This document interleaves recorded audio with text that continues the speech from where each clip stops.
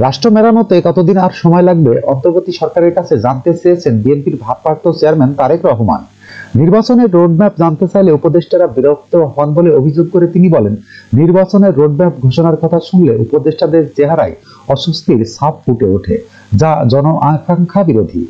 সরকার তাদের কার্যক্রমের মাধ্যমে জনগণের কাছে যত বেশি স্বচ্ছ থাকবে, জনগণ তত বেশি সহযোগিতার হাত বাড়িয়ে দেবে। রোববার 15 ডিসেম্বর বিকেলে রাজধানীর ইঞ্জিনিয়ার্স ইনস্টিটিউটে আয়োজিত আলোচনা সভায় তিনি এসব কথা বলেন। মহান বিজয় দিবস উপলক্ষে এ আলোচনা সভা করে বিএনপি। এতে ভার্চুয়ালি যুক্ত হন তারেক রহমান। নির্বাচনে রোডম্যাপ ঘোষণার মাধ্যমে অন্তর্বর্তী সরকার স্বচ্ছতা আসবে জানিয়ে বিএনপির ভারপ্রাপ্ত চেয়ারম্যান বলেন, বর্তমান অন্তর্বর্তী সরকার কি করতে চাইছে, রাষ্ট্র মেরামত করতে আর কত মাস সময় লাগবে সেটি জানার অধিকার জনগণের রয়েছে। সরকার রোডম্যাপ ঘোষণা করলে জনগণের কাছে সরকারের স্বচ্ছতা ও জবাবদিহি নিশ্চিত করবে, প্রশাসনিক কার্যক্রম গতিশীল আসবে। তিনি বলেন, রাষ্ট্র ও রাজনীতির গুণগত পরিবর্তনের জন্য সংস্কারের বিকল্প নেই। একই সঙ্গে এটিও মনে রাখা জরুরি, কেউ ফ্যাসিবাদ মুক্ত করতে চাইলে সংবিধান বাধা হতে পারে না। ফ্যাসিবাদ রুখতে নাগরিক জীবনের প্রতিদিনের চালচিত্র, গণতন্ত্রের রাজনীতির চর্চা থাকা দরকার।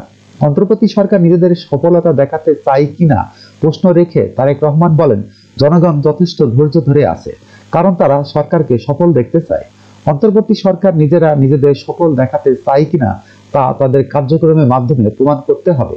5 আগস্টের পর অভূতপূর্ণ ঐক্যের মোহনায় জাতি, এই ঐক্যকে কাজে লাগাতে বৈষম্য বিরোধী সমাজ গড়তে চায় বিএনপি। দ্রব্যমূল্যের ঊর্ধ্বগতি নিয়ে তিনি বলেন, দেশের নিত্য প্রয়োজনীয় দ্রব্যের মূল্য বৃদ্ধি জনগণের জীবনে চাপ তৈরি করেছে। প্রতিদিনের সংসারের ব্যয় মেটাতে জনগণের যুদ্ধ করতে হচ্ছে। জনজীবনের নিত্য দুর্ভোগ ও বাজার নিয়ন্ত্রণ না করে যদি সংস্কারের নামে সময় সংক্ষেপ করেন, তাহলে সংস্কার আগে নাকি সংসার আগে, জনগণের কাছে এই প্রশ্ন মুখ্য হয়ে উঠতে পারে। যখনকার খবর তখনই দেখতে চোখ রাখুন সুন 24 টিভিতে। চ্যানেলটি সাবস্ক্রাইব করুন।